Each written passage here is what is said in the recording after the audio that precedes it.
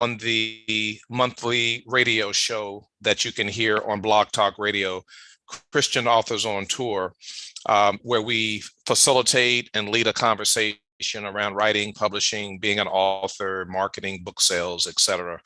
And it's been an absolute joy. And let me just share this with you, listening audience. Whenever you have that type of a friendship and that type of camaraderie for these number of years, almost at the very beginning of Christian Authors on Tour, I can't help but just mention this publicly. I've said it privately, but Lynn is a woman of character, integrity. She respects people. People respect her. She cares. She values people. And what more can you ask for, right? So when she notified us the 2023 schedule of events and featuring men authors, I had to just raise my hand to support the work that she's doing.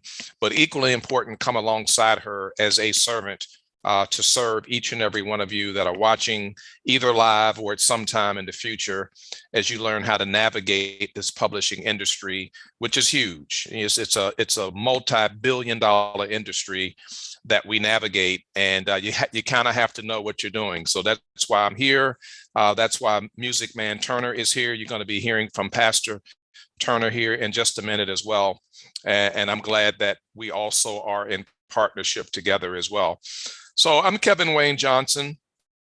I am a longtime author. I've been writing books since 2001. I own my own publishing company, Writing for the Lord Ministries, since 2001. We are incorporated in the state of Delaware as an LLC. Even though it is a ministry, it's for profit, because writing books is an opportunity for me to sponsor events, participate in church development, leadership development, which is core to who I am. It's part of my DNA. And I've been doing that since 2001, starting out with the Give God the Glory book series, a nonfiction book series that ended up over a span of about 8 or 9 years, picking up 19 literary awards throughout the publishing industry. I'm not pointing fingers at me. I'm pointing fingers at getting us to say yes to what God has us to do. And he helps us with the audience that we are supposed to be speaking to so we can serve them and minister to them as Christian authors. Christian authors are indeed Christian communicators, is what I call it. And so that's how I got started. One book, didn't have any mentors, didn't really know any authors, didn't have an agent, didn't know a lot about the publishing industry, but it came off of me writing articles in reference to my job with the federal government. And those articles were getting published. And when I came into a saving knowledge of our Lord and Savior Jesus Christ, I was led to write about the Lord. So that's the history behind the name of the company, Writing for the Lord Ministries. And I wanted to help all of us to better understand what it means to give God the glory. So one book turned into 8. And that book series, again, is nonfiction. It's available in print, ebook, through all of the different formats that are out there above and beyond just Amazon. Fast forward, as I learned more and more about the publishing industry, I was then able to now build a network and establish relationships throughout the publishing industry to the point where others would begin to call to say, hey, Kevin, we're going to be publishing this anthology. We're going to be publishing this book about faith, about book marketing, about finances, about blended families, and a myriad of other topics. And people would call me to ask me to be a contributing author to a book that also featured the stories or topics from maybe 15 or 20 other authors. And one of the things that Pastor Turner and I want to leave with you before we conclude this session is that in order to become a published author, you don't necessarily have to be the principal author of an entire book. You can submit your contribution, your story, as an addition to a book with other authors and still be considered a published author.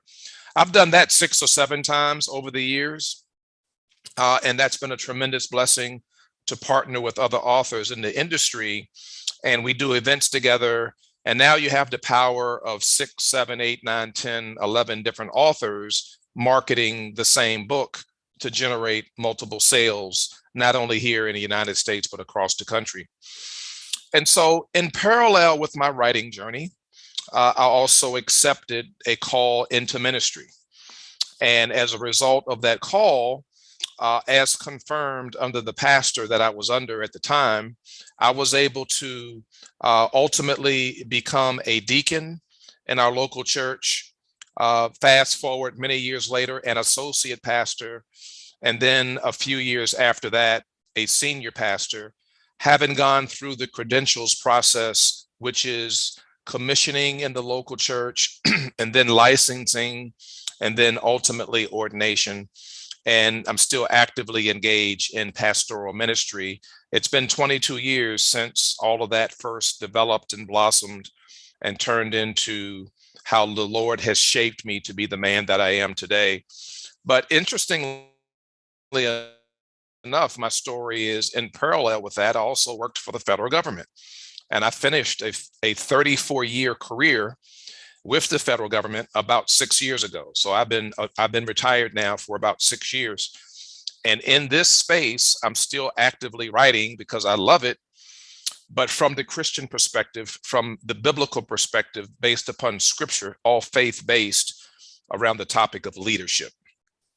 And as we get into our conversation a little bit more, I'll be sharing a little bit more about this book series, but leadership with a servant's heart, with an emphasis on the heart, because in the book of Proverbs, chapter 4 and verse 23, the Lord reminds you and I, keep your heart with all diligence, for out of it spring the issues of life. And so leading from the heart, being a servant leader, is the space that I'm in right now. And that's the series of books that I'm writing so far. We've published 2 of the 5. And of those 2 so far in 2023, those 2 books have already earned 12 literary awards. So I'm grateful for that and kind of learning how to navigate through the industry. I believe that our role as authors is to be available and to help each other, to serve each other, and to give each other tips and nuggets and tools to be the best that we can be. In my humble opinion, no author on the planet is my competitor. There are 8 billion people plus on the planet. I don't see any other author, even those that write along the same topic that I write, are not competitors. I'm here to help them and to serve them and to support them. And that goes to our theme this year, 2023, Christian Authors on Tour. Our theme is the power that worketh in you. And part of that power is the knowledge that God gives us so that we can put it to action. And I stand firm on when I say what I say, and I don't look at other authors as competitors. I look to help them to be the best that they can be. With over 8 billion people on the planet, we're not competing against each other. We're working together to get God's word out across this country and, quite frankly, across the world as well. So as I kind of summarize here a little bit about who Kevin Wayne Johnson is, I'm also a family man. My wife and I have celebrated our 30th wedding anniversary this year. From our union, we have 3 sons, 27, 26, and 25. And we also have a goddaughter who has 2 daughters. So we have 2 god granddaughters that we are very close with and helping to raise as well, as they come over periodically, run around the house, make a mess, have a good time, and then we can call their mom to say, okay, it's time to come get them. And that's been working out very, very well. So this is definitely a journey Being an author and being a writer, understanding the publishing industry takes time. There is no overnight success, not that I'm aware of. It takes time. Yeah, someone may publish their first book, and yeah, it may make some bestseller lists, but very rarely are you going to hit a home run with your very first book. It takes time. And I believe that the Christian Authors on Tour is a wonderful organization where you can come alongside us and you can get some additional information, learn some good skills, improve your writing craft. You can listen to us on radio. You can follow us on the website. You can come out to many of our events, both virtual and in person. And you'll be hearing a little bit more about some of the other events we have coming up in 2023 as well. So that's just a little bit about me in terms of an introduction. I'm eager and ready and willing to help you and to assist you as best I can based upon what I know. That's just kind of my heart. That's where I'm coming from. But wanted to take the time here in these first few minutes to sort of introduce myself so that you'll get to know me a little bit better. And looking forward to sharing some other tips with you as you begin your journey or as you are already on your journey in this space that we call publishing, writing, and being an author. And with that, Pastor Steve, I'll turn it over to you, sir.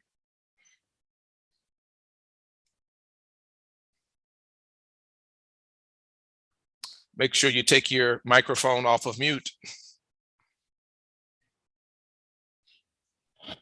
Yes, I was saying that I hate to follow you because he's so smooth and so articulate. I tell you, I'm just we're just going to clean up hitter, I guess. It's okay, but it's great to work with you. Great to hear you talk. I can listen to you all day. But I've got work to do, I guess. So I'm Pastor Steve. Someone called me Music Man years ago, and so I enabled that and kept that for years. So that's my moniker. I didn't have. I wrote some articles for various magazines. Power magazine, it used to be out here in Baltimore, and wrote a music column. I've written columns about music for, I think his name was Shad Brown, God rest his soul, in his Music Hallelujah magazine, and introduced different artists around the city of Baltimore and captured their talent. And so I've basically spent 30 years in sales, 30 years in actually dealing with law enforcement. That's what I bring to the table.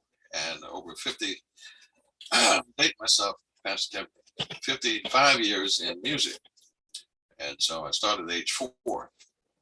So I think it was way back in high school when I went to Poly that I had an English assignment to write a story.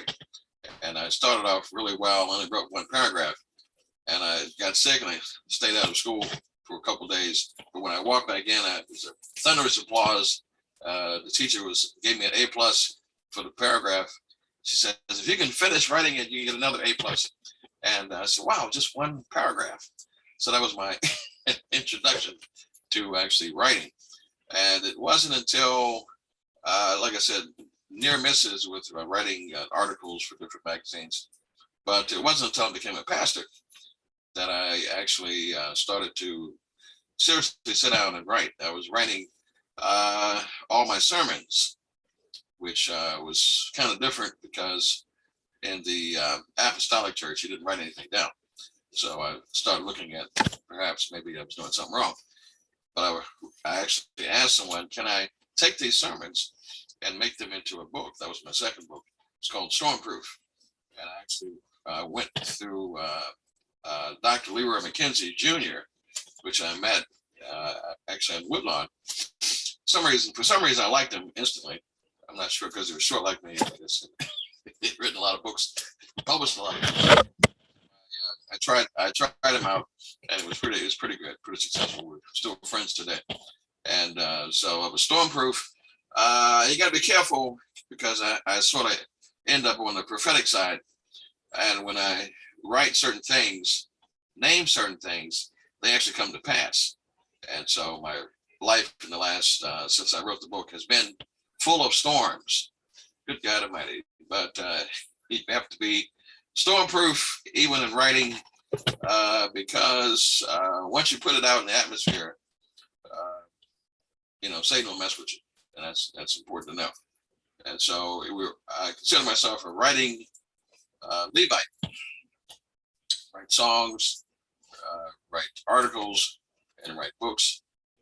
Usually have to write something down at all times.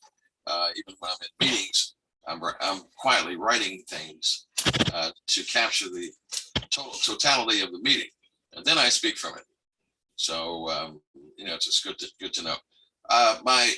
My background, like I said, would not produce or the thought that he would become a writer. So because of the career in government, law enforcement, corporations, sales, marketing, that kind of thing. But that adds to giving you great stories and giving you great coloration of your written word, which is important. And also knowing the word, the Bible, is very important as well, because that separates you from regular writers, New York Times and all that. And if you're writing for a mission, you're writing for God, you're writing to encourage folks. So I look at it as a ministry, and I'm sure Pastor Johnson does also. It's a ministry, and if I can't reach you by spoken word, if I can't reach you by song, if I can't reach you by program organizing, then I can reach you by the written word. And we have to use all our tools. Love CAOT, Christian Authors on Tour, because my initiation into real writing did come because I wanted to, because it came because I was in pain. And so I lost my mother, I think it was around that time, where I met Dr. Lynn Pender, and I was kind of keeping myself busy because sometimes you have to write and get into other areas because of despondency, because of grief, trying to get yourself together. And so why not give to others? That's what I have developed, is that when you're in your loss of a loved one, you have to keep moving. You have to keep being visual. You have to keep being relevant, and giving to others is important. So that's why I started writing. Someone suggested to me, why don't you write your way out of pain? And I said, okay. So that's how I got my first book, The Other Pulpit, Life Lessons of a Leader, looking back at my relationship with my mother, just trying to honor her memory. And that was important. And so, as I said, Stormproof was basically dealing with the complexities and the uniqueness of trying to be a pastor in the urban city. It's not where I wanted to go. I wanted to be in Baltimore County, in Anne Arundel County. And a prophet told me, God said, you're too far from the sheep. You got to go back up in the hood. I said, I want to go there. That's where you got to go. And so many unique things came out of that, being obedient. But I went kicking and screaming, but it still went. And so I'm just saying to you that I had to learn the business. Thought I knew business, but not when it comes to publishing. Not when it comes to writing and putting it all together. All that, sometimes different amounts of money that you have to invest in yourself. Good God Almighty, it's endless. And so when you think you've crossed one bridge, and here comes something else. And so I don't have as many books as the illustrious Dr. Johnson. I don't know if I had patience because my life is too busy. But that's what I said. I can't write. I'm too busy. I got time for this. But I said, take time, take a day. If you write a chapter a day, and don't let anybody else know about it, because if they know about it, they'll try to talk you out of it. You can't do that. It's too complex. So I would hide it from my late wife, and she would come in my office, and I would cut the computer off. So what are you doing? Oh, nothing, sweetheart. I love you. Then I would wait another day and write something else. And eventually, it's like breathing. And eventually, you'll have a book, a manuscript, Then you gotta get it, edited. And if I ask somebody to do that, you gotta pay that. Then you gotta get it published. You gotta get copywritten. You know, it's a process, and so it's not for the faint-hearted. But if you've got the writing bug in you, then God will see it to come to fruition, and that's important. I don't talk as much as Dr. Kevin Johnson because he's so smooth. I'm just like a meat and potatoes guy. Well, you're doing good, Pastor Steve, and it's a perfect segue because a lot of what you just shared is why we're here. We're here to impart knowledge, and we're here to help people. So let's have a conversation about the publishing industry. That's a good place to start as it relates to the audience that we're having a conversation with. And let me just start out by letting everybody know that the data out there in the publishing industry, and because of where we are in 2023 with the advent of desktop publishing and with the advancement in technology, it's made it so much easier now for more people to enter into the publishing industry. More people want to publish a book. More people now have access to be able to publish a book. So between new books and reprints, each and every year in just the United States, there are well over 250,000 new books that hit the market every year. That would be new books and also reprints of books that are already out there. So Pastor Steve and I are here to let you know that it is a very, very, very, very, very competitive industry from the standpoint of being so many books, and buyers have so many different options to choose from. So let that reality kind of sink in. For those of you that are interested in getting started in your writing journey, we encourage you to do so. But as Pastor Steve stated, kind of know what you're doing, and that's part of what we're going to do. The publishing industry is huge. It's right up there in terms of revenue generated. It's right up there with music. I mean, it's amazing how many dollars that audiobooks, ebooks, and print books generate over a given year, just in the United States, not to mention around the world. So it's very, very huge. And so you have to kind of narrow down and be very focused on what it is you're writing and who your audience is. In other words, who you're writing to.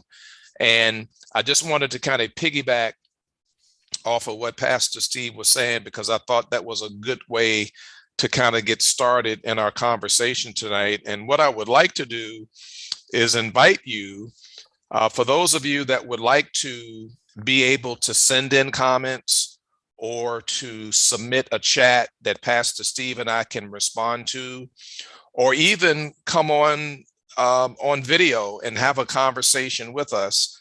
I'm going to give you the ID for the Zoom meeting in the event that you may want to come in and send a chat or have a question that Pastor Steve and I can answer. And we want to invite you to come into Zoom meeting. The meeting ID is 831-499-1861. I'm going to say it again. This is on Zoom. The meeting ID is 831-499-1861. And we'll repeat it again a little bit later as well. The passcode is 349-441. I'll say it one more time. The passcode is 349-441. That's you, and you want to come into the Zoom meeting and join us and kind of raise your hand and jump right in and ask a question or send us a chat. We'll be more than happy to have you to do that. Pastor Steve, what else would you add as it relates to the publishing industry at large? Well, I would say that my first book was with a company and I paid them quite, some change. They had different deals and packages. But when it came to certain parts of my book that were not, when I got I guess the finished manuscript back, there were some mistakes in it. And then they said that if they wanted me, if I wanted them to correct it, it would cost more money. So, and that's not a good thing. So because I'm kind of a conservative fellow, and so I said, well, if you're going to charge me more money, I'm just let everybody know that you published it with all these mistakes in it, and I'll just let them know that you did it. No. So we'll take it out. We'll take it out. So I had to use some savvy to get around that. But I've also encountered sometimes I like to get the spam calls. Sometimes there's a lot of publishing companies that want to get your business and promising you, we love your book and we want to publish it for you. And we think it's great. No, that's just a lot of talk, trying to get your money at you. And to go, one was actually going to Germany to have a book fair, and so we put your book right on the table. And I said, well, how many other books are going to be there? So how do I know my book is going to be preeminent if you've got so many other authors there? It was just a way to get more money. I have found it to be safer to stay right here, because I'm not trying to get world famous. I'm just trying to help some people. To stay right here with the CAOT, where it's safety, because I've stuck my neck out and almost got it chopped off, trying to go elsewhere. And so this is safe, because you got a leader who's concerned about ministry, as you call it, the writing warriors, and that's really what. And I can hang with Dr. Kevin. If I wanted to go somewhere, I just go stay with Dr. McKenzie and Dr. Kevin, and I'll be safe. I'll be okay. Yeah. All right. Excellent. All right. So as an extension of what you just heard, when you start to write your book and you're kind of starting to navigate through the publishing industry, the other thing that Pastor Steve mentioned that I wanted to piggyback on is the book in and of itself, because he mentioned copyright, he mentioned ISBN, and yeah, there's a cost to everything along the phase and along the way and along the journey. But let's kind of break it down in terms of imparting some knowledge and some wisdom. Again, some of us are starting this journey new. Others of us have been in it for a little while and may be stuck. And then others of us may be seasoned, but guess what? We're always open-minded to learn more. So just before we kind of dive into the book and kind of get some thoughts, again, let me just backtrack. As it relates to the publishing industry, remember that even though I said there's over 250,000 books or reprints that hit the market every year, there are a number of different versions of those books. So there's print books, there are ebooks, and then there are audio books. There are different versions. And what we're starting to find is that ebooks, because of the advances of technology, is starting to creep up in terms of popularity with print books. And then not too far behind, because there's so much on the go, audiobooks are slowly but surely in the process of catching up as well. So as you listen to Pastor Steve and I talk about our journey and other topics that come up, kind of keep that in mind in terms of the print version, the ebook version, and the audio version, because see, becomes 3 different versions. That's kind of how it works. So the book itself, you have to decide if you're going to go traditional or if you're going to publish it yourself. There's the industry, 2 different variations of what we used to predominantly call self-publishing, but a lot of people in the industry now call it independent publishing. It's the same thing. Self-publishing, independent publishing, it's the same thing. Or do you want to understand the mechanics that go into writing a book proposal to be submitted to what's called a traditional publisher.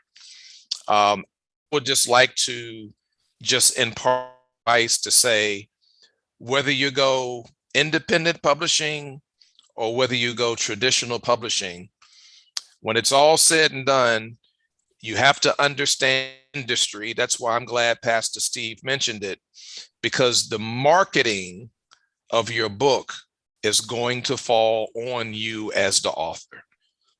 The only exceptions are the big name authors, names that you've heard of that probably have 30 or 40 books already written. A lot of the marketing dollars go toward them because they have name recognition with the audience. But for all of the rest of us, your marketing, for the most part, falls on you. So, Pastor Steve, share with us some of your wisdom around how you marketing your book or books, and then I'll share some of mine as well. Okay. I think you said how you market your books. Is that what you said? Correct. Normally, I would say that it's always good to, you don't want to order too many books when you finally get them, because you'll have, hanging around your house or your office, and then you don't want to order too little books or few books, because you never know what will come up. So you got to, somewhere in the middle, according to your budget, you got to have enough books on hand, because sometimes I've been asked to go places and then they say, "Oh, they got a vending table," or they don't you have a book? What you bring it on out with you? And so I don't have to take a few. I kind of do about maybe 10, because a lot of times some places you may not sell all of them, but you have enough to go with you. But of course, with Dr. Johnson, with his glib and articulate self and his heavy anointing, he can sell about 20 or 30 books and all that good stuff. But I'm just a regular guy, so if I can knock off 3 or 5, I'll be okay. So and it's a lot of times book fairs give you an opportunity to actually meet and talk to folks, and it's like just anything else. Years ago, I had a job trying to sell products from GNC as people walk by, and it's kind of the same thing to me when it comes to the books. Why should they look at your book as opposed to anybody else's book? And you've got maybe 10 other vendors in the same room. You've got to move fast, talk with some knowledge about your book, and then have some appeal as to the sales aspect of trying to talk to folks and get them excited about it. And so in other cases, that there are award shows and other things that you can be a part of, community fairs, and actually putting out a press release about your book that's coming out, and to try to get some headway that way. And of course, tell friends and family. Hopefully that's good for you. You've got a good family support you, and word of mouth. Got to do it all. Got to do it all. Business cards, postcards. I mean, I recommend Vistaprint, so you won't lose all your money. It's I call it the poor man's way of doing things. Vistaprint.com. Yes, indeed. I think Dr. Kevin's got all kinds of self-marketing, and he's got a print company, and he's just loaded. But I look up to him. All right. So, Pastor Steve, you actually hit on a lot of good points, and I'm hoping that people that are watching and listening are actually taking notes, because I do endorse Vistaprint. I use Vistaprint. I have had an account for well over a decade. I like to write a lot of personal notes at the events that I attend, the relationships that I establish. Any bookstore, whether it's a mom and pop, an independent bookstore, national chain, i.e. the former Borders or the current Books A Million or Barnes and Noble, I always write a handwritten note to that manager or owner was responsible for having me into their store. I never take it for granted. Well, those notes I order from Vistaprint. I put the logo on the front of the card and I handwrite a note and I put a business card inside of it and I seal it and I give it to the person as a token of my appreciation for hosting me for a book signing. That's an extension of marketing. Pastor Steve mentioned the press release. Press release is just a one pager. Usually it's no more than really 3 short paragraphs.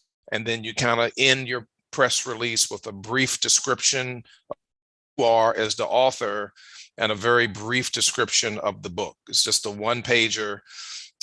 And that's something that you can pin yourself, or you can hire someone who may have maybe better expertise, but a press release is very, very key to your book marketing. Pastor Steve also mentioned book fairs. So in the spirit of book fairs, I also use the term book festivals and book shows. I mean, they're all kind of synonymous, but there are hundreds from January to December every year across the country and internationally. There are book fairs and book festivals and related events where you can attend and showcase your books, depending on the genre, of course, and we'll talk more about genres, depending on the audience and depending on the location, has a lot to do with which ones that you will attend and which ones you won't. And you're probably saying, well, Pastor Steve, Pastor Kevin, how do we find out where they are? Eventbrite.com. You get yourself an account, get yourself a username and a password. Now, we're here to impart knowledge. I want every author to be successful. We're here to impart knowledge. Go to eventbrite.com, get yourself an account, and you can put in your own keywords in terms of what you're looking for. And you can get access to any and all of these book events and these book fairs, because more and more people use Eventbrite to post their events to get people to sign up. It is a wonderful tool, and I highly encourage you. That's how I find out about most of my events, right? I have my own account. I publish my own events using Eventbrite, and I let people know where I'm going to be using Eventbrite. And then I use Eventbrite to find out what's happening and which ones I want to go to. It's powerful. Book awards. Pastor Steve mentioned that. I mentioned it a little bit earlier in my intro. There are a boatload of organizations that want to give you the credit that you deserve, and they want to give you an award for publishing your book across a given genre, and you have to fill out their application. Most of the time there is a cost. The cost is always, and you can kind of filter through to see which ones you might want to partner with, which ones you think you might have a good chance of winning. As I mentioned in the opening, my topic is all about leadership. So I'm looking for organizations that I can partner who are looking for authors who are writing books on leadership that they can review with their committee to determine if it's worthy of some type of an award, some type of a recognition. And all of this is part of book marketing. I also want you to maximize your social media. Now, I really only use 4 platforms. There's a whole bunch more out there, but I'm just being strategic based upon what I write. So I use Twitter, I use Instagram. I have a Facebook fan page. I don't use my personal page, but I use a Facebook fan page, Kevin Wayne Johnson. And then I'm very active on LinkedIn. LinkedIn has done wonders for me, but I want you to use your social media platforms would work wonders for you, because we're all different. I don't use TikTok. I don't use Pinterest. I don't use Google. I just don't use them. But I do use the 4 that I named because they work best for the platform that I have and the audience that I'm trying to reach. And this is all part of being strategic and using book marketing to help get the word out. And then last, in this particular area, as it relates to book marketing, don't limit yourself to Amazon.com. Amazon.com, yeah, it's the world's largest because of the size that they are and how they have grown. But reach out to your local, regional, and independent bookstores and develop a partnership with Barnes and Noble, Walmart, Target, Books A Million. Get your books into their system. They don't all accept all books. Let's just be honest. Again, if you have 250,000 plus books that are being introduced into the marketplace every year, it is highly competitive, and Barnes and Noble can only fit about 35,000 books on their bookshelf. So that means another, what, 100 plus thousand won't make it. But if your book is worthy of them carrying a website, then that's a way forward to now be able to engage with the bookstore manager to have an in-person book signing and meeting the general public in their store. So those are all some things to think about as it relates to book marketing. And the reason that we're recording this is so that sometime in the future you can and watch it again and kind of listening to it again. Pastor Steve, did I miss anything as it relates to book marketing? I don't think you did, sir. If I were to add anything, I would probably say that the promo materials are also good to have, and some companies actually give you that. My first book, the publishing company actually offered for extra money, you know, the bookmarkers and some other things. Had a whole package of that, and but of course, what they were asking for and what you can get from Vistaprint, it's a lot better, and so that's good. I see someone here, Pastor Kevin, that we be very concerned about. Elder Jean Bonds. Jean Bonds, now a writer. She was my former worship leader at my church and the praise dancer and all that. She's highly combustible, and she's on the line. We need to pray real fast because she's here. All right. Hello there, Elder Jean. God bless you. Hello, good evening. All right. You doing well? Doing good, good. Good to see you. Good to see you smile. Do you have any questions for myself or Pastor Steve as it relates to publishing your book? Anything at all that we can do to support and advocate for you? No, but I do have a question, only because I'm part of book collaboration. So if you're trying to get the book in a particular area, you have to have that visionary to do it. If you're in different cities, or can any other authors that's co-authors can do it? Yeah, I would think it's a combination of a lot of different things is what I tell everyone, Elder Jean and everyone else that's watching and listening. Getting your book to land in any given venue, platform, region around the country, any city, any county, any library system, school system. I mean, I could go on and on and on. Academic institutions, colleges, universities, the prison system. There's so many different avenues that we can take. It always depends on the genre, and it always depends on the audience. What is that audience looking for?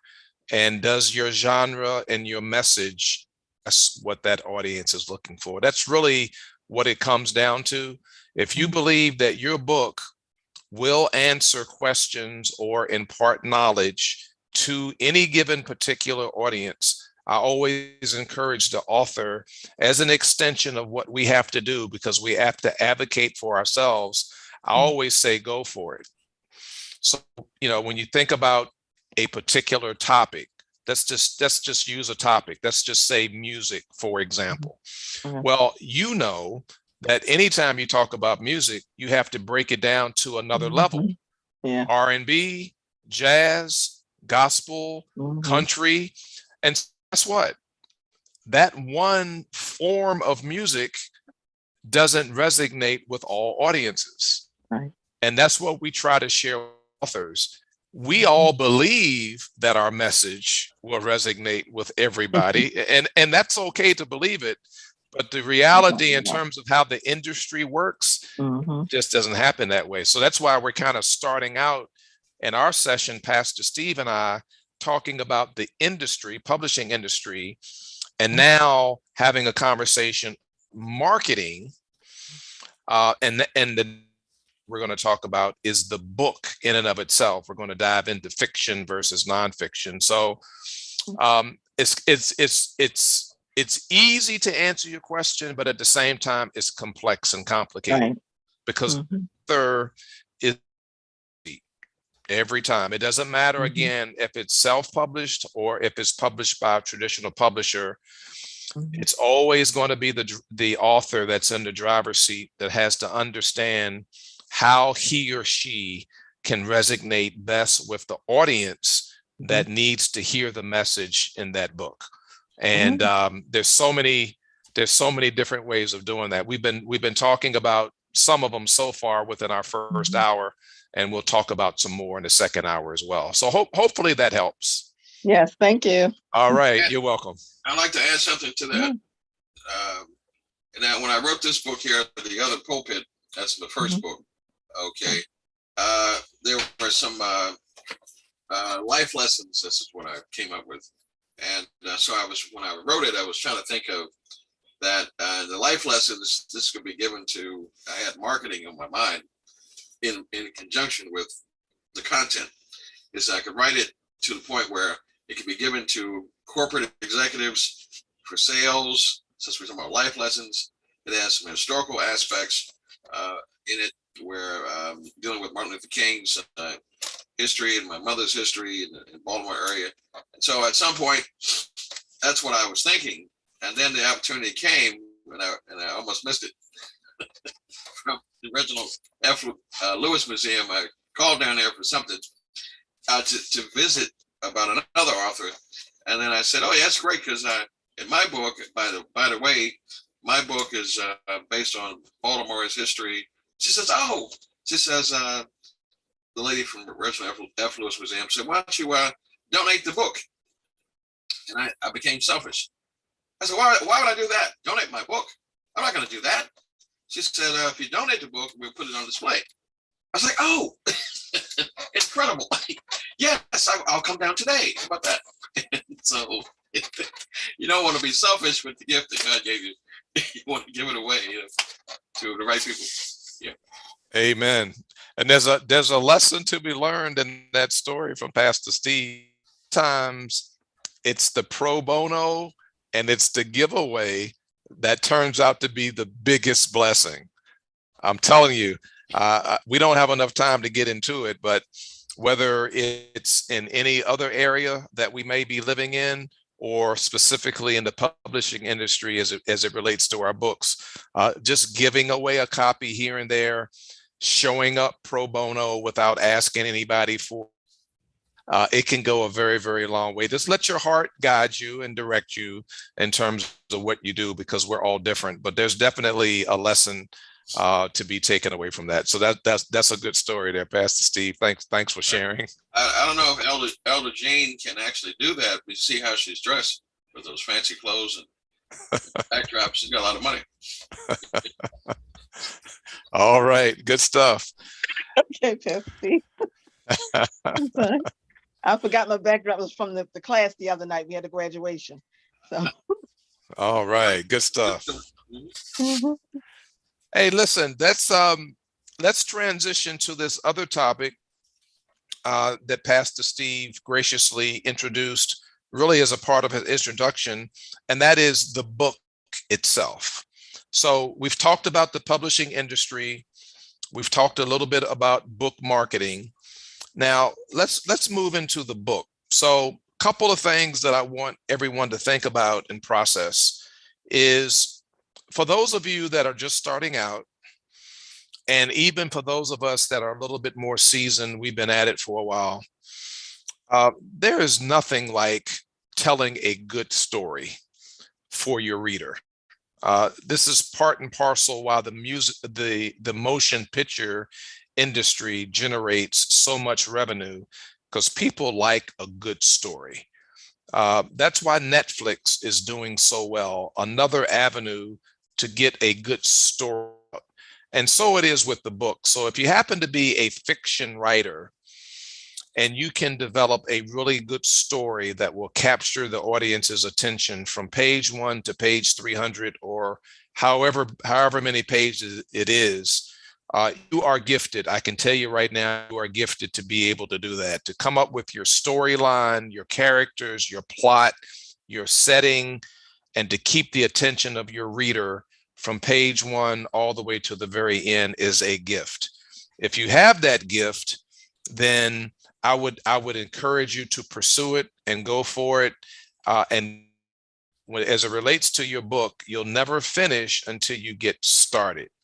And so again, your storyline, your plot, your setting, and development of your characters are all really key components of a good story, and people love it. Now, the truth of the matter is 80% of all book buyers are women. That's not a bad thing. It's just good to know what the data shows. Most book buyers are women. That's just the reality. It doesn't stop Pastor Steve and I from writing, but it helps us to be more in alignment with the reality of the majority of the folks out there that are buying books. That's just an unequivocal fact when it comes to book publishing. The other arm is nonfiction. So the nonfiction, myself, is more aligned with doing study and research and pulling information and bringing it together and formulating chapters. And as we're writing, start to fill in those chapters, because it's more along the line of imparting wisdom and knowledge to our readers as opposed to writing a story. But the one thing that I have learned over time, and this is a good takeaway for those of us that write nonfiction books, as an extension of sharing with your readers who you are as an author, from chapter to chapter, tell a little story about who you are. People like to know a little bit more about who the author is. So it's not uncommon for me as a non-writer to kind of add some stories in there about something that I experienced in elementary school, or something that was very impactful that maybe my mom imparted into me, or maybe a very unique experience that I had on the job serving in ministry, just kind of telling a little bit more about myself, sort of in a story format combined in the heart of a nonfiction book. I've kind of learned how to do that over some time. So those are two things that you have to really start out with. Am I a fiction writer or am I a nonfiction writer? And then that will help to navigate the roads that you have to travel in this publishing journey. And so I'm going to briefly now mention just a couple of things, and then I'm going to turn it over to Pastor Steve, because he mentioned copyright. So when you and I are writing our books, it is our intellectual capital, and we have to protect it by way of a copyright. Also, you'll notice that on the back of every book, at the bottom, there's typically a barcode. And at the top of that barcode, typically you'll find a 13-digit number. And then you'll see those ISBN before that number. That's the International Standard Book Number that is assigned to every book that is published. Just like every one of us has a Social Security that is assigned to us, every book has an ISBN number. And in order for your book to be interesting to readers, it's important that you have reviews and endorsements by people in the industry. And it's important to include those endorsements or reviews inside the book or on the back cover for people to read. And then last but not least, people want to know a little bit about who you are as the author. So on the back cover, you can include just a small, not a lot, but a small write-up about who you are so that people will get to know you. And so that's a little bit of information there about the book itself. And Pastor Steve, I'll turn it over to you. What else would you like to add to some of those key components that should be a part of your book? Well, you have to also, thank you, sir, I appreciate it. From my esteemed colleague, you have to have a content page. It all has to make sense. It has to have some kind of continuity. And they also, then there's an inside, have a little bio about myself, inside the page. I think it's a preface. And then you've got testimonial. I had to go shop around to figure out who's going to write a testimonial about me. And I found a good friend of mine, my other brother, Bishop Walter Sims, who his testimonial says, calls me his other brother. So he wrote that, and that's official because it comes from a bishop, and I like that. And then a dedication page, which I gave to my mama, because it was about her and our life together. And the next page was from my wife, so I could stay out of trouble when I was taking all this time making a book. So, and my wife and my mother looked tremendously alike, so people would flip the back and forth trying to figure out which one was my mother, which was my wife. And my wife, unfortunately, is gone on the heaven now, but she got her flowers while she yet lived. So that's kind of important to note. And if you have a logo for your business or ministry, it should appear somewhere in the back. Yeah, that's very important. And contact information, so they can actually, hopefully, contact you and write that $1,000 check, which I still am waiting for. Maybe Elder Barnes will do it today, I guess. For both of us. What do you think? Hey, I love it. She's got the money. She's got the money. That's why I'm smiling. Yeah, look at those glasses. Big time. So this is some really good information, really, for all of the authors, and I'm grateful that Pastor Steve is also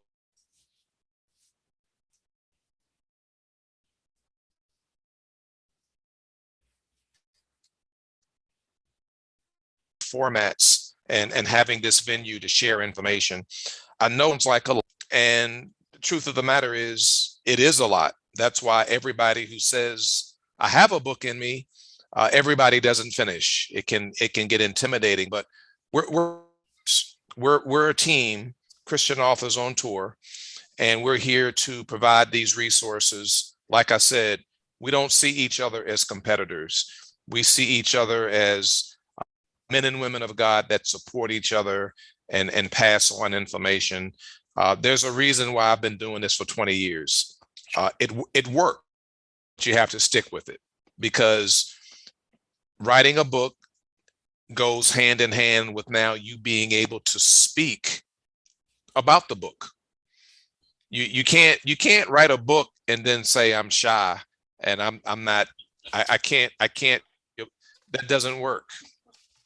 And the way that our Heavenly Father works is that He's not looking for you to be experienced and qualified. When you step into His will, then He qualifies you. That's how He works. It's not how the world works, where They won't even give you an opportunity unless they consider that you have the experience or the qualifications. It doesn't work like that with God. God is just looking at your heart, and he wants you to raise your hand and say, yes, I'm in. Then he qualifies you when you go through the process. Like I said, 20 years ago, I didn't know any authors. I didn't have a mentor. I didn't have a literary agent. I didn't know anything about the publishing industry. What was on my heart was to help people to understand what it means to give God the glory. Literally, that's how it happened. One book. And then it was self-published, of course. I didn't even try to get a traditional publisher. I didn't have any name recognition, like Pastor Steve said earlier. We're not looking to get rich and become celebrities. That's not who we are. But within 3 months, the book was picked up for national distribution. And the rest is history, right? Why? In God's will. Saying yes to the assignment. That's all. It sounds simple, but it's the simplicity of God's word that takes us from point A to point B. And so Pastor Steve and I are here to encourage you and to inspire you and motivate you to take that step forward. I'm still just as excited today, 20 years later, than I was when I first got started. I just know a whole lot more, and I know how challenging and how complicated the industry has become with the advances with technology. And so we're here to help. We are resources, and that's what it's all about. So if you choose to go the traditional publishing route, then there are ways to attract a literary agent to work on your behalf. There are ways to do that.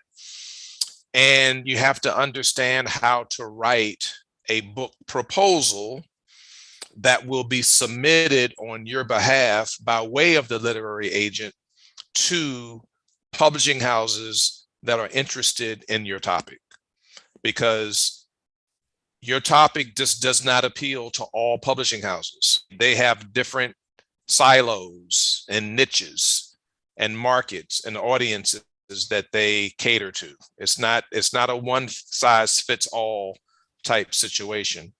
That's a different process than if you were independently published or self-published. And if you have your notebook and your notepad, just jot down these notes. The first thing you're going to have to do is copyright your work, because it's your intellectual capital. And so there's a standard form that you fill out that you ultimately send down to the U.S. Copyright Office in Washington, D.C. In order to do that, I always recommend that people go through the Library of Congress. So it's loc.gov. loc.gov. When you go to the Library of Congress website, you'll specifically find a drop-down menu link to go out to the page to fill out the form. It's a very short form to get your copyright. Just follow the instructions. You can do it online, or you, like me, I'm old school. I print out the form and I handwrite it in and I mail it. Why do I do that? It's just who I am. We're all different. I could do it online and just as a matter of fact, if you just do it online, it's less expensive. But listen, I still write checks and I still fill out manual forms. It's just who I am. People have tried to bring me into the new millennium, said, no, thank you, I'm good. So depending on what you want to do, but if you go to you go ahead and send in that form even before you finish your manuscript, and you get your work copyrighted and get it protected. And then the other thing is the ISBN number. So you can literally go to ISBN.org. And there are a number of other websites that you could go to as well, but go to ISBN.org and order your own copyright. You can pay for one, or you can pay for a bundle. And that's your 13-digit unique number for that particular book. You complete those 2 steps, then you're good. And we're not talking about a whole lot of money. This is just a nominal fee. This is just part of the process. All right. Pastor Steve, over to you. Other thoughts on that, on the book itself. I forgot to say something about the content, or when you get into the publishing part, the more pages you write, the more money it's going to cost you, especially editing and all that. And so a friend of mine suggested my books are always less than 45 pages for several reasons. One, it doesn't take up much room on the shelf. Number two, it is that most people, as I was told, don't have the mental capacity at this point to be patient enough to read a War of the Worlds book with 500 pages, 1,000, and so the attention span is not there. And for myself, for my health conditions, I had 2 concussions, and I couldn't concentrate enough to do that. So I had to piece it together. But even at 43 pages, or 45 pages, it's still you have to go over and make sure it's all connected, make sure it makes sense. Would you like it? Does all the scriptures and part it into it? It's still some work to make it, especially if you're an analytical perfectionist like myself. I don't like it. I gotta try it again. I gotta maybe let me walk away from it for 2 days and come back to it and see, and all that. And then I try to, because it's me, I try to put some of my personality into my writing. So I'm usually cracking jokes, and I got something humorous to say, and I'm trying to weave it in there in the storyline so that people have unexpected humor, which has worked out for me for that. My book, I forgot, is actually also in the Baltimore City Enoch Pratt Library, and that wasn't because I was so smart and genius. I just happened to be there having a service, and I asked a question, and so I submitted the book to one of the librarians who thought I was a cool guy, and so they sent it through their system. It raised the other pulpit quite a bit of controversy. They battled, I understood, downtown about it, and so they still decided to let it go in there, and so anybody can actually pull it out. Maybe I shouldn't tell them that. I should tell them to buy it first, then go to the library and verify. So that's what I have to contribute there. All right, excellent.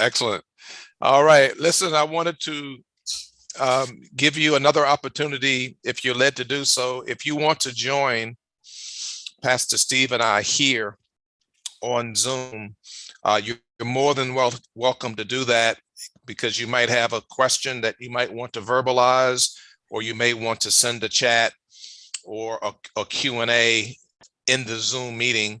If that's you, the meeting ID is 831-4995-161. I will repeat that. The meeting ID is 831-4995-1861. If you choose to come in and join us, and the passcode is 349-441. Passcode 349-44. If you want to come in and be a part of the discussion here, if you're just having a blast watching us streaming live, then that's perfectly acceptable as well. So Pastor Steve shared it with us, some additional things to think about relates to your book. Again, the books that I'm authoring, Leadership with the Servant's Heart. This is the very first book. The subtitle is Leading Through Personal Relationships. And then the second book here is same title, Leadership with the Servant's Heart. You see how we focus on the heart. And then the subtitle is Leading in Your Workplace, because again, that's the space and place that I'm in this season of my life. I'm retired, going on 5 years, but I'm still actively involved as a writer, as a speaker, a coach, a mentor, a leadership training. Leadership in addition to pastoral ministry, is key and core to who I am, because I believe that better leaders help to make the world a better place. And so, as it relates to your book, you have to come up with a really nice book cover. So key and so important as it relates to your book. Now, human behavior dictates that people are very visual. And the more attractive your cover to the reader, not to us, but to the reader, the higher the likelihood that they will gravitate toward it and want to know more. But you and I have to be able to articulate the vision in terms that what we want the cover to speak, and then hire the right graphic artist, the right graphic designer to make it come to life. At some point, we have to relinquish those things that we're not really an expert at over to those who are. And that's why I wanted to start out with your book cover should speak to the contents of your book. Whatever it is, the message is that you're trying to get to your reader, as best you can, verbalize that to your graphic artist and your graphic designer so they can capture it and make it resonate with the reader before they even open up to the first page. They open the book and they start to canvas the pages. It has to be professionally edited and proofread by a professional. You and I cannot do it. The author cannot edit his or her own work. We're too close to it. We'll miss word two, not the number two, but the word two, TOO, when it should be TO. We'll miss the word BE, and because we've spelled it BY, because we're so close to. We'll miss little small typographical errors that mean a lot to the audience that's reading it, because we lose credibility if it's not edited and proofread. So make sure you hire a professional proofreader and someone who can edit very, very well, because it's going to make a big difference. And then something that's called formatting and typesetting is the final step toward getting it to print. And so hiring someone who is an expert in that area in terms of formatting the book and then typesetting the book. And that has everything to do with the fonts, the type of font, the size of the font, the spacing, how the margins are positioned, where your page numbers are, whether it's the middle bottom or the middle top or to the right or to the left. All of those finite details are very, very important as it relates to the final product. And then we did briefly talk about it, and that is the back cover.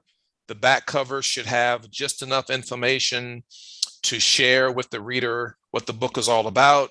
Perhaps you can include some reviews and some endorsements, and then a very, very short paragraph about who you are with a professional headshot should go there on the back cover. And now you are well on your way to being in a position where you can market this book to get some deep penetration into the marketplace. So that's an overview of the book. And then an overview, we started out as it relates to the industry. And then, of course, we had a brief conversation also about marketing. So those are the really three big arms when it comes to writing. Christian Authors on Tour is a conglomeration of men of God and women of God who have partnered together and collaborated together and cooperate together to help each other on this journey. We do events around the country, both virtual and in person. If you go to Christian Authors on Tour, you'll find all that good stuff. Pat and I participate as much as we can. because this kind of goes again in an alignment with our theme. And our theme this year is the power that worketh in you. And so, Pastor Steve, I'll turn it over to you and see what you might want to add to anything at all that we've talked about so far. This is more like a class, a college education. Are we charging for this? Okay. Okay. I would, these are the two books I've written so far. Well, actually, it's been three because I have a rewrite of the other pulpit. And this is the one I got from Dr. McKenzie when I redid my cover. And if you got added some pictures, and reprint is just like writing it all over again. So it's credit. And this is the last one, the latest one, Stormproof. You see the guy in the middle of the storm with his arms out. They had to tell, relate to the words. And that's the back cover that you can see there. Alrighty. And I want to say that it was through the Christian Authors on Tour during the pandemic that I had an opportunity to be a part of the Harlem Book Fair, a world-class situation, okay, that I would never have gone to because I'm too busy here and too cheap to spend all that money going to getting hotels and go up to New York. But the Lord made a way, and that's the other key. If you've got something that He wants you to write, He wants you to do that, He will make a way for His word to get out. That's important to know. And so I didn't have a person who did the manuscript, and the Lord put in my way someone who had written for professional journalists. Actually was a professional journalist who had space in their schedule and charged me little or nothing, which is very important. My mother said I was cheap to actually do the editorial stuff, and that was just a fantastic situation. So that was for the one book, and then I got Dr. McKenzie to do the other books. God will always provide someone to assist you once you become obedient to doing what He asks you to do, or what He suggested to you to do. And you could end up like Dr. Kim Johnson, a mega writer, or you could be like me, a part-time writer. But we got something powerful to say, and so do you. So never forget it. Yeah, amen. And Pastor Steve, I'm just like you, and I encourage others as well. Listen, I'm frugal. I'm very frugal when it comes to the dollars, right? I don't believe authors need to spend a whole lot of unnecessary dollars trying to get their book published. Mark, I don't believe that. And so I'm very frugal, and I'm very selective, and we should be, as authors, we should be very selective of which events we go to, because again, our books are written to a particular audience, not to everybody. And so the books, to the book festivals and book fairs that you attend, you should be very strategic and, quite frankly, focused. The other word would be picky. Everybody is not interested necessarily in your topic, and that's okay. Let me give you another example. And Pastor Steve, I'm going to ask you to share with us briefly. I'm going to share mine first, to share two of your biggest challenges in this writing journey, and I'm going to share with you mine. My first biggest challenge was having to understand why it's important to be very selective about which events that we attend, the ones that we attend in person, with the hope of selling books. Because when it's all said and done, we're all about sending God's message, but deep down inside, you do want to sell books. I had to learn, it was a very hard lesson, that authors that go to these different events where there's also 50, 60, 70 other authors there in the same venue, and you're only there for maybe a day or two, it's a realistic expectation that you're just not going to sell very many books because people have too many authors to choose from. That's just a reality. That's not a knock, and it's not a judgment on those particular events where they invite in all of these authors and they're all together, kind of meshed up together, and there's 50, 60, 70 authors. There's too many authors setting for you to expect to sell very many books. So kind of keep that in mind as you go forward. I had learned that over time, right? And so I'm now in a position where I choose not to go to those events, but I'm not telling you not to go to those. I'm just saying in terms of the genre that I'm writing and the audience that I'm trying to reach. So that's the other biggest challenge that I had was, interestingly enough, and I still have it. It's still a challenge. I said had, but it's still a challenge as I go forward. How to convince unequivocally a reader who actually picks up a copy of your book and starts to flip through it. You're there in person with them, how to close the sale.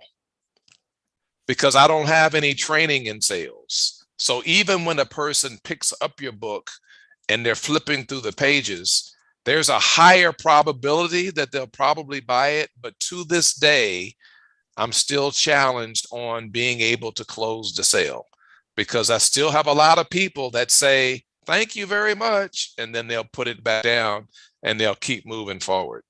So those have been my two biggest challenges in my writing journey over 20 years, going to events where the place is already packed out with 50, 60, 70 other authors, thinking that I would be able to sell a good number of books, and it just doesn't happen for me.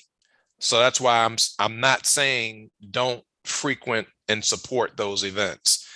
And then secondly, being able to actually close the sale because of the sales training. Those have been my big two challenge. What about you, Pastor Steve? What have been your two biggest challenges in your writing journey? Oh my goodness. I would say probably when you're in that room with other vendors, I've seen some very creative vendor tables, how they're decorated and things of this nature to attract people. And I just didn't have it. I had to go on sales skills, and so and that it's important. So if someone had actually picked up the book and started looking through it, I probably would have said, you made a wise decision today. That's fantastic. How should I wrap it up for you? Go right in for it, kill it. The other thing is the pricing. You can't price it because you're greedy. You want all the money. And you can't price it too low. It's got to be somewhere where it's affordable, but you can get some kind of profit out of it as well. And it takes a little thing, because if it's too much, they're not going to want it.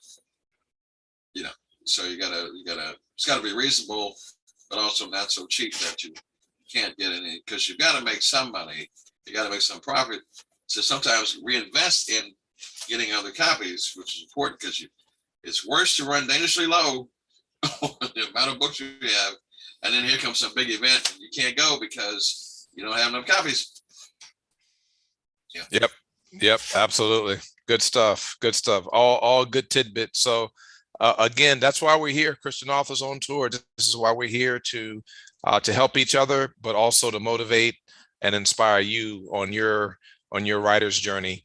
So you've heard both of our stories, and you know a little bit more about us now. And what I'm going to do now is just take a few minutes and just kind of dive a little bit deeper into what leadership with a servant's heart is all about. So the one that I have in my hand was published in 2019, just before the pandemic.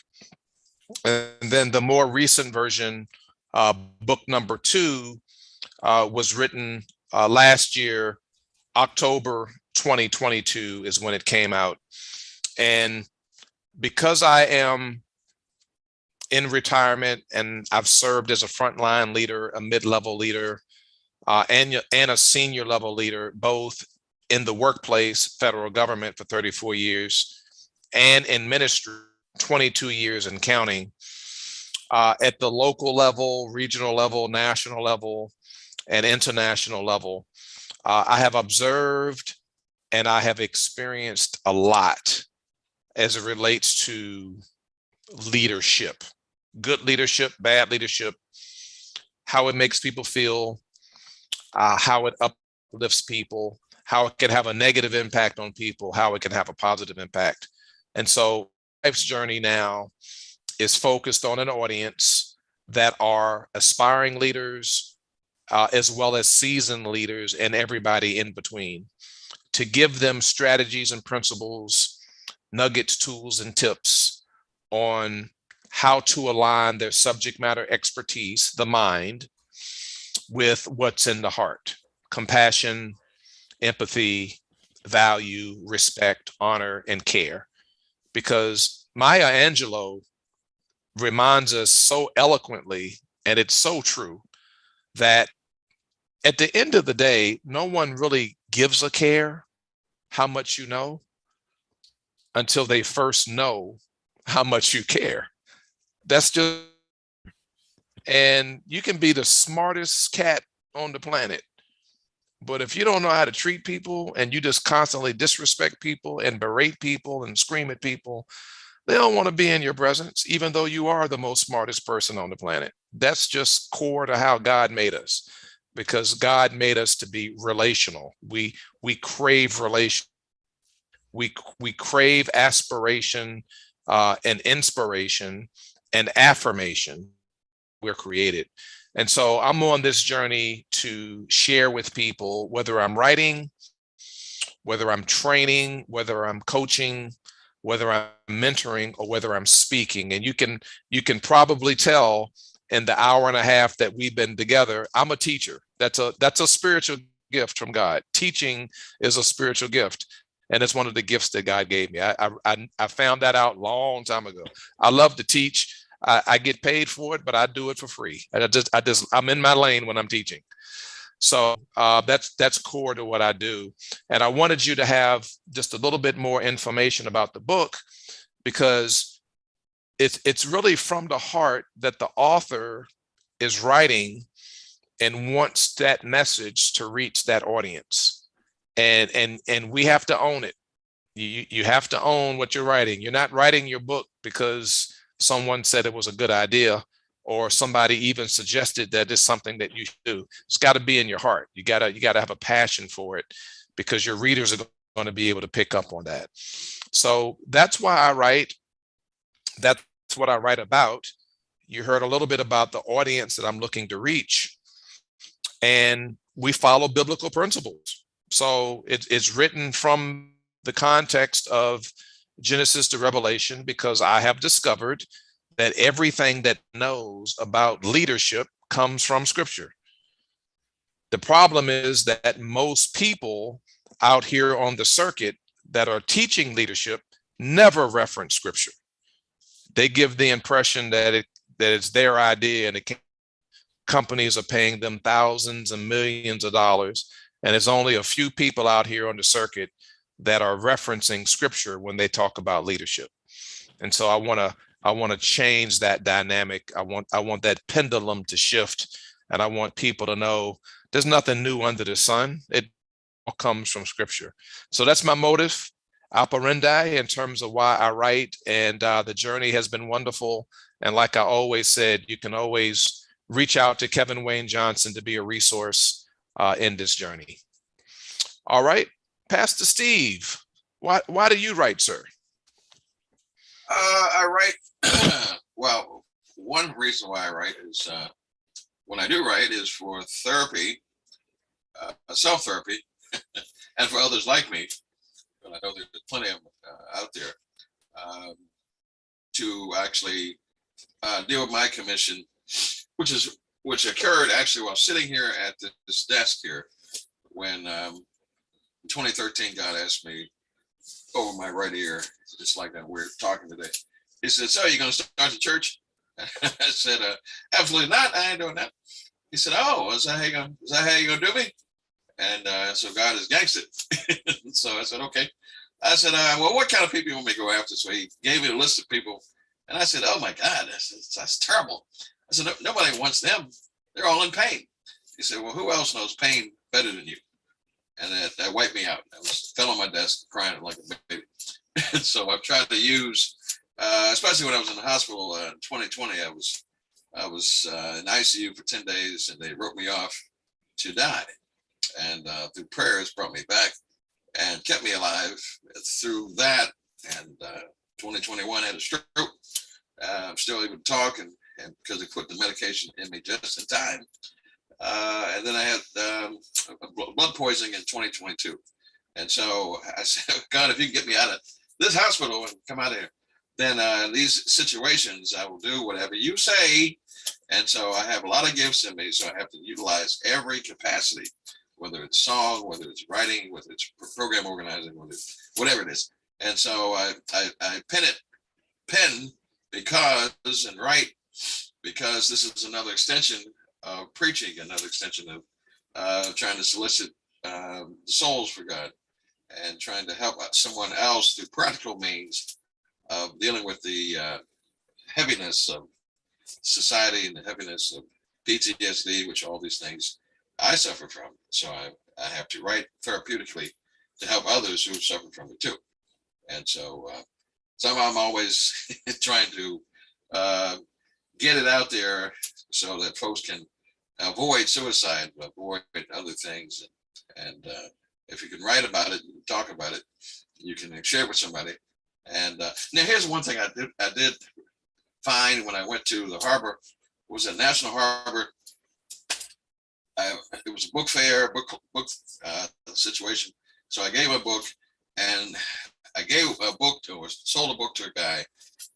I went to my hotel room, and the next day he came. It was a concert. He came and talked to me about my book. I hate to say this, but he knew certain chapters of my book better than I did because I wrote it, but I didn't study it. I didn't read it. And it had been a while. And he said, yeah, it's like that chapter so-and-so you wrote. And I'm looking at him like, he said, you do know what I'm talking about. Honestly, I didn't know. I had to go back and get on my knees and say, I'm sorry, and read my book. Again, you got to know your own material. It's very important. If you got nothing else, you should remember that one. Yeah, absolutely. That's a good one. Hey, Pastor Steve, any upcoming events on your calendar, book-related upcoming events on your calendar that you wanted to share with our listeners? You caught me on the spot there, Dr. Kevin Wayne Johnson. There's unfortunately nothing on my calendar book-wise. My calendar's been filled with other things. But I have given my book away to as going to other events, protests and other things like this, and doing playing for people and all that. And I turn around and have given the book to certain people, and because it's just sitting here in the house doing nothing. It's got to be. It's a blessing, but it can't be furniture. You got to do something with it. So if you can't sell it, if you can't market it, promote it, just give it away. It's not written for you anyway. Yeah, really, really good point. And the reason I asked the question is because I want authors to treat their marketing portion of their book just like they treat the writing portion and getting it completed. And what I mean by that is, everything we do is a faith walk. So the scriptures remind us in 2 Corinthians chapter 5, verse 7, for we walk by faith and not by sight. I would encourage everyone, because I've done it virtually and I've done it in person, and that is to embark on some book tour. And what I mean by that is month by month, go ahead and plan on being on a podcast, participating in an event like this, doing a book signing at a bookstore, showing up at a conference or at a summit as an author that's selling his or her books. Put together some type of a book tour as a part of your marketing to meet and greet the different readers that are around the country. And so here's a really, really good example. Remember, I mentioned Eventbrite, and Pastor Steve did earlier as well, .com. When you create your username and password, go take a look at the different literary events that are taking place in your local area, in your regional area, that might be relatively close to you, that you don't necessarily have to fly to or even spend overnight, but you can jump in your car and just drive to without costing you any money, or a lot of money anyway, and put in those type of events to let people know about your book, get yourself in front of the right audience that's interested in your book, and get to meet people and greet people, and them get to know you as well. Now, having done this for 20 years, during the pandemic, as an extension of leadership with the servant's heart, I actually did a full year virtual book tour in 2021. From January to December, there were events like this, different conferences that were online and not in person, summits, speaking events, being a guest on a podcast, etc. Just getting the word out to thousands of people. Last year, as things opened up again, during the summertime, a lot of these national have their national conference. If you live near a major city, go to that city's convention and look online to see which of these big organizations are coming to town to have an event at a convention center near you. I'm only 2 hours from Philadelphia. I'm 20 minutes from Baltimore. I'm 40 minutes from Washington, D.C. 3 huge markets that I can drive to. And I just go to their website and see which national organizations are coming to that convention center where I could possibly sign up and sell my books. And so now that we're open this year, 2023, from January to December, I am in the middle of a national book tour. So I just left Atlanta. Prior to that, I was in Orlando. In the month of July, which is only a week away, I'll be in Las Vegas, and I'm going back to Orlando again, and other places and spaces as an opportunity to meet people, them meet me, and sell my books. So you can do it. It's part of your book marketing plan, but do it in a way where you're being frugal and you're not spending exorbitant amounts of money. You want it to be comparable to the estimated number of copies of books that you think you'll be able to sell. Don't spend thousands of dollars and fly all over the country, because you're setting yourself up for disappointment and frustration, and we don't want you to do that. But focus in on those that are local, where you can just drive to, and you don't even have to spend the night in a hotel. You can just drive back, because most of the events are over with around 4 o'clock, 5 o'clock anyway, and that'll give you plenty of time to get back home. So food for thought. Pastor Steve and I wanted to drop some seeds for you to consider and to think about. What are those seeds? See which ones grow up and are fruitful for you, and utilize that. And then when you're done with that first book, then you're now ready to write your second book. Okay. All right.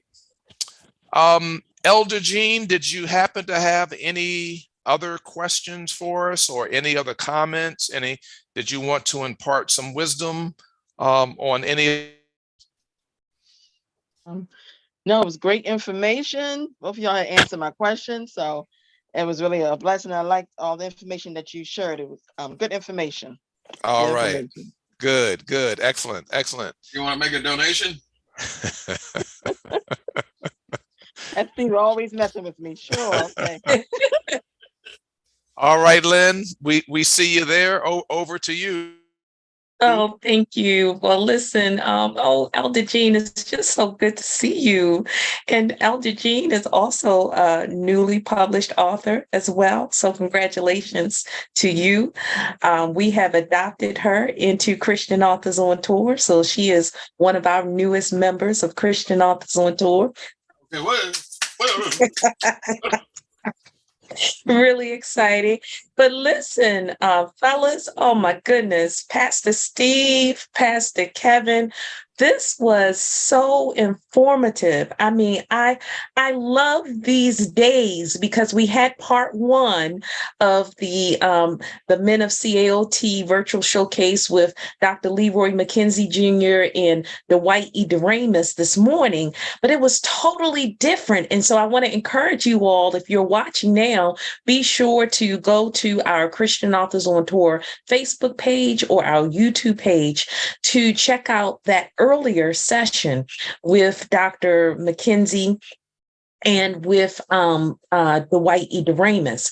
But wow, this session tonight was amazing. And so again, I just want to thank the two of you. Now, what you did not do, you did not give your website information. So I want to give you both an opportunity to either share your website information or to share your contact information so that if people want to purchase your books or they want to invite you out as a speaker, they can do that.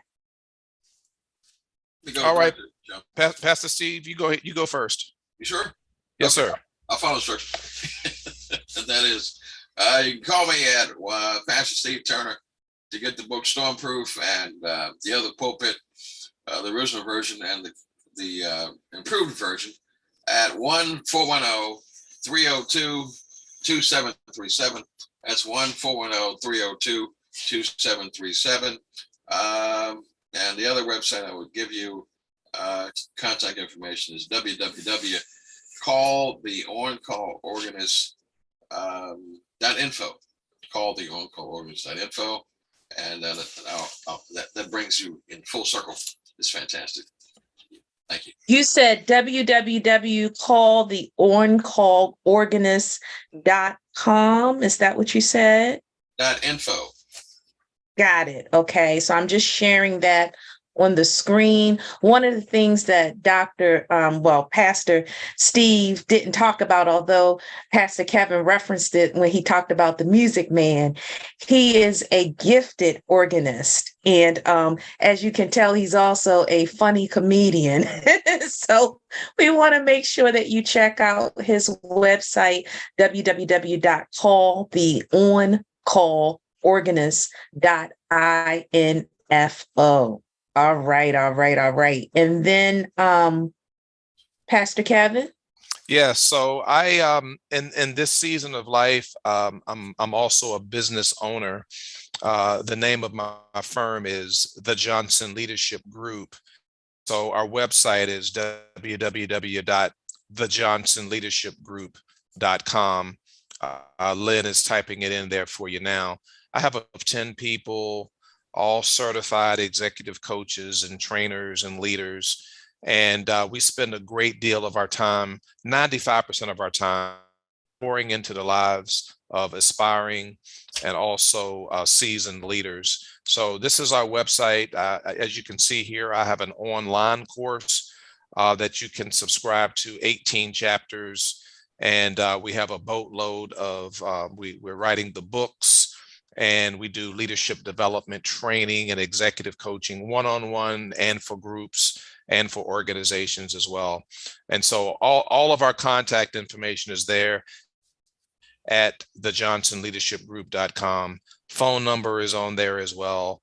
Very, very easy to reach. And we don't just do business here in the United States, but we also and ministry in Kenya, Africa as well. As a matter of fact, a group of 6 other men of God and women of God will be traveling to Kenya at the end of September for a full week to do church development, leadership development, working with government officials and business owners as well. So we look forward to that as the beginning of a great relationship going forward.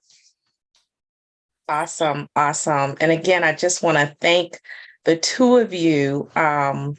just for an amazing talk and session tonight. I'm excited that you both, I think, will be joining Christian Authors on Tour in December in Washington, D.C. I'll be And there. I was on the site visit. I know. And Yeah. just in case you all who are watching are like, what's happening in Washington, D.C.? Well, as Pastor Kevin mentioned at the start of the program, Christian Authors on Tour started in 2008. I can't believe it's been 15 years, right? Wow. 15 years that we've been meeting up, working together to use writing as a tool for Christian ministry. And in 2009, we launched the CAOT Blog Talk Radio Show. In 2018, we launched the CAOT Web TV show featuring authors. We generally have a book tour, which happened in the odd number years. So 2023 is an odd number year. All of our events this year have been virtual. So last month, we had the ladies of CAOT. And if you want to check out those videos, you can go to our webpage, www.christianauthorsontour.com.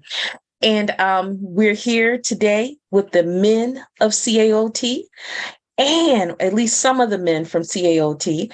And we're going to get ready for August. August is always a fun time for us. August 9th is National Book Lovers Day. And we have a Christian author marathon from 8:30 a.m. in the morning to 8:30 p.m. at night. It is so fun, where we have 20-minute segments of Christian authors who are sharing about their books and doing Bible studies. Because how many of us know that the greatest book of all is the Holy Bible, right? Mm-hmm. And so the only in-person event, though, that Christian Authors on Tour is hosting is this event in December. It's at the Museum of the Bible in Washington, D.C. It's on December 9th. It's an all-day event from 10 a.m. to 4 p.m. We are hosting the 2023 Christian Writers Literary Festival there. And it's a day-long event. Bring the entire family. We're going to have something even for the little readers. Now, the cool thing about this is that there is a opportunity for you to not only attend our event at the museum, but to actually tour the museum. So this is not a free museum. Normally, I know a lot of the museums in DC are free, but this is a private museum and it does cost money. But our ticket is a little cheaper than the entry fee. You do have to purchase your tickets online. The base ticket is $17.99, but with taxes, it comes out to $21.04. We do have tickets for the little ones, 5 through 17. The tickets are $12.75, and it's free for children 4 and under. Now, this is the thing. We will not be able to collect money at the door for this event on December 9th. So you have a lot of time between now and December 9th to visit us online. You can find this via Eventbrite. You can also find this via the ChristianAuthorsOnTour.com website. And we want you to come out and celebrate. Listen, it's Christmas time. We're going to have an ugly Christmas sweater contest. We're going to have our karaoke mics so that you can sing your favorite Christmas hymn or Christmas song. And we're just going to have a good time as you are interacting with some of the different Christian authors from all over the country. Dwight E. DeRamus is coming from Chicago. You already heard Pastor Kevin Wayne Johnson say, hey, I was there. I did the site visit. And yes, he did. We were there. It is a beautiful facility. So we definitely want you to come out. We definitely want to see you come out, support Christian authors, get ready to fill your Christian stockings, your stockings, your Christmas stockings with some amazing gifts for loved ones. And so we definitely wanted to bring that to your attention to let you know that we want you to get ready for that event. Also, when we do in-person events, we generally have a mission outreach.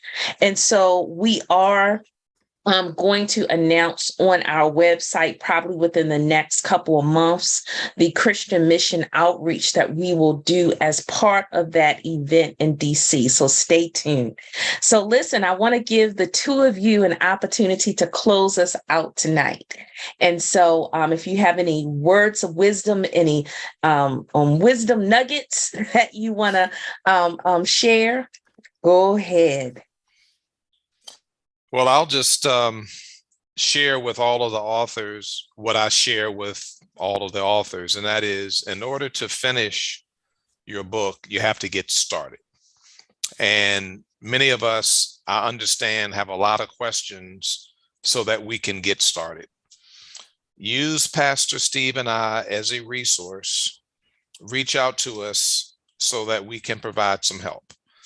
We want you to be well on your way to your journey so that when you are finished, you'll feel fulfilled and confidence and boldness to now step out and write the next book. And that's really what it's all about. So get started so that you could finish. And if you have any questions, don't hesitate to reach out. We both provided our contact information.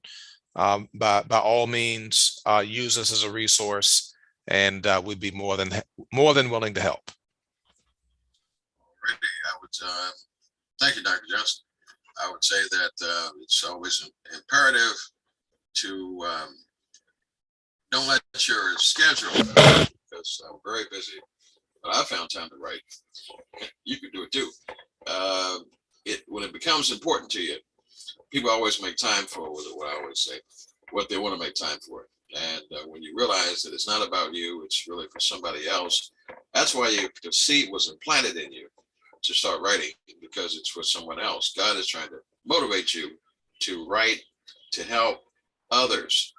You are an ambassador, you're a minister, and you should join the Christian Authors on Tour, because great people like Dr. Johnson and even Dr. Leroy McKenzie Jr. is here, and you can be a part of this and be protected, because Dr. Lynn Pender will watch out for you. She will. I've got more marketing through her than anybody else. Matter of fact, and in the Blog Talk Radio, that's how I got my program started, and because someone suggested it to me, and I said, "What is Blog Talk?" And then I didn't realize, because I was slow mentally, that I was already on a Blog Talk with Dr. Pender way back when she started. Good God Almighty! And so, just saying, you're gonna be all right. You're gonna be fine. Just rely on us. Come on inside. Come on in the room where it's safe. Christian Authors on Tour. God bless you.